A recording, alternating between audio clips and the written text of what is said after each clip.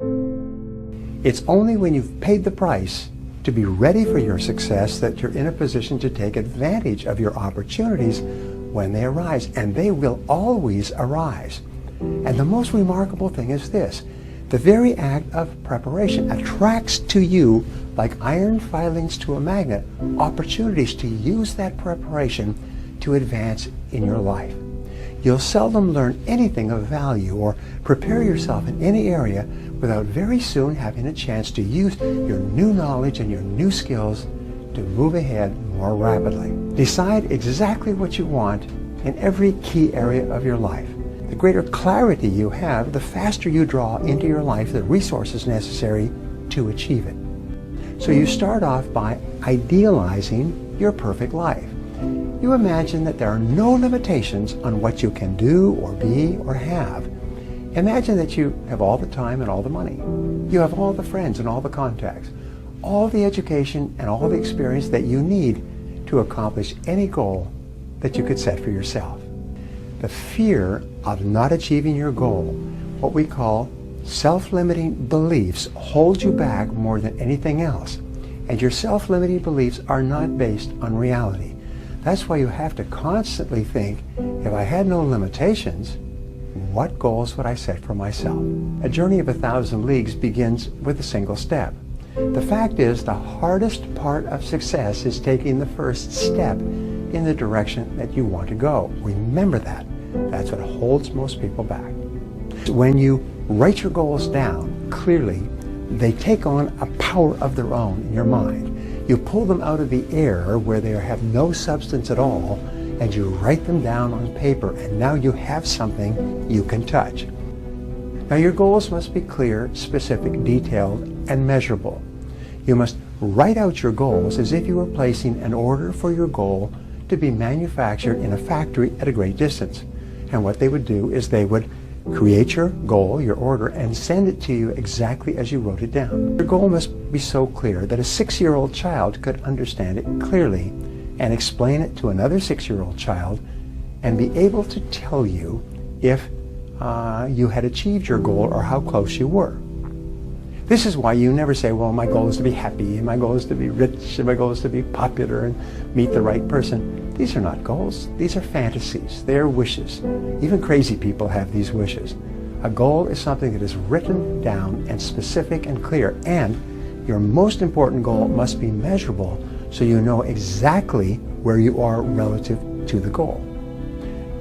Set a deadline, and then if necessary, set sub-deadlines on your goal. The more you break your goal down, the more likely it is you will achieve it. And then you complete your big goal one step at a time. Now, your subconscious mind uses deadlines as forcing systems.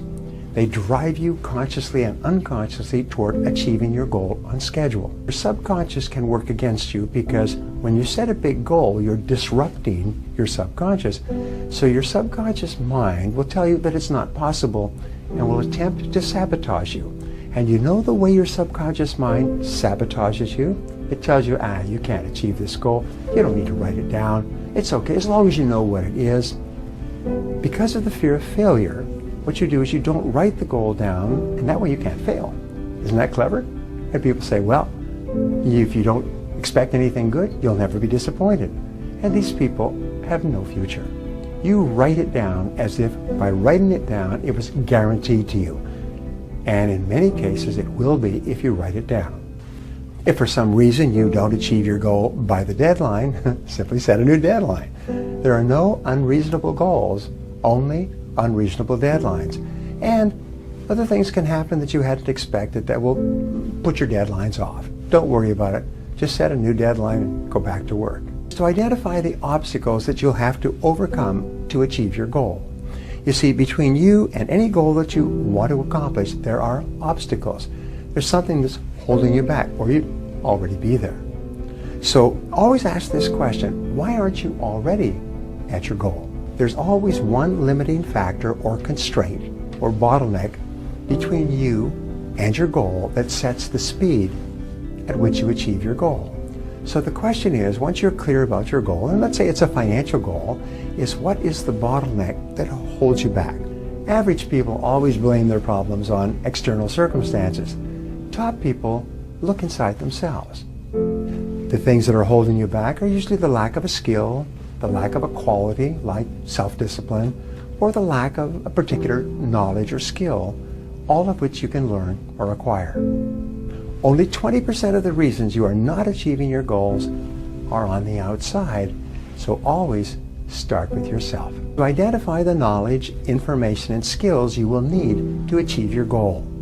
Remember, to achieve a goal that you've never achieved before, you're going to have to learn things and do things you've never done before. You cannot achieve anything more than you're achieving today with the same level of knowledge and skill that you have today. If you could, you'd already have done it. So identify the skills that you'll have to develop to be in the top 10% of your field. Identify the most important skill, and then identify the number one skill. Now here's a great discovery. Your weakest key skill sets the height of your income and your success. Your weakest key skill, and improving or bringing up that one weak skill or acquiring that one weak skill will enable you to make more progress than any other factor at the moment. You can make more progress by going to work on the one skill that is holding you back more than any other factor. So ask this question: what one key skill, if you developed and did it in an excellent fashion, would have the greatest positive impact on your life? What one skill, if you developed and did it consistently in an excellent fashion, would help you the most to achieve your most important goal? Whatever the skill, write it down, make a plan, and work on it every day. Sometimes your major goal is the development of the skill necessary to achieve your major goal. And this is a life-changing insight, by the way. Now, to achieve big goals, you'll have to have the help and support of lots of people. One key person at a certain time and place in your life can make all the difference. The most successful people are those who build and maintain the largest networks of other people whom they can help and who can help them in return. The more people you know and who know you in a positive way, the more successful you'll be in virtually every part of your life. You see, focus and concentration are the keys to success. Focus means that you are clear about exactly what it is that you want to accomplish, and concentration requires that you dedicate yourself to doing only those things that move you toward your most important goal. Develop the habit of self-discipline. There seems to be a direct relationship between self-discipline and success in every part of life. The number one reason that people don't succeed is because they can't discipline themselves to do the planning and preparation and then the hard work necessary. So how do you discipline yourself? You make a list of everything you have to do during the day. You set priorities on your list, and then you start on your most important task first thing and discipline yourself to keep working. Once you've decided on your most important task, resolve to concentrate single-mindedly on that one task until it's 100% complete. To practice visualization on your goals.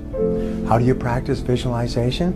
You create clear, vivid, exciting, emotional pictures of your goals as if they were already a reality. See your goal as if it were already achieved. Imagine yourself enjoying the accomplishment of the goal. Now, in visualizing, take a few moments to create the emotions that would accompany the successful achievement of your goal. We say, get the feeling. If you would be proud and happy, think and feel being proud and happy. Now, what we've learned is a mental picture combined with an emotion has an enormous impact on your subconscious and your superconscious mind. It activates the law of attraction. It draws into your life people and circumstances to make it possible. A picture combined with an emotion is electricity that sends out a force field of energy from you that attracts everything you need to make that picture a reality. Visualization is perhaps the most powerful faculty available to you to help you achieve your goals faster than you ever thought possible. When you use a combination of clear goals combined with visualization and emotionalization, you activate your superconscious mind. Your superconscious mind then solves every problem on the way to your goal.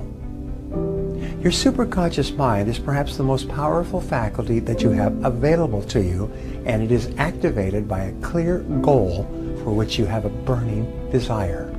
Your superconscious mind activates the law of attraction and begins attracting into your life people and circumstances and ideas and resources that will help you to achieve your goals even faster. Goal achieving seems to be automatic. It's the goal setting that you are responsible for.